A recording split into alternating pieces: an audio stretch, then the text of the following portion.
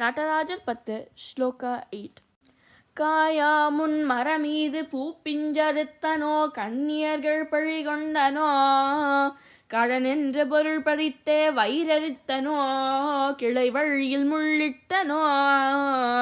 தாயாருடன் பிறவிக்கென்ன வினை செய்தனோ தந்த பொருள் இல்லை என்றனோ தானென்று கர்வித்து கொலை களவு செய்தனோ தவசிகளை ஏசினேனோ வாயாரப் பொய் சொல்லி வீண் பொருள் பறித்தனோ வானவரை பழித்திட்டேனோ வடவு போல் பிறரை சேர்க்காததித்தனோ வந்த பின் என் செய்தனோ ஈயாத லோபி என்றே பெயரெடுத்தனோ எல்லாம் பொறுத்தருளுவாய் ஈசனே சிவகாமி நேசனே என ஈன்ற தில்லைவாழ் நடராஜனே.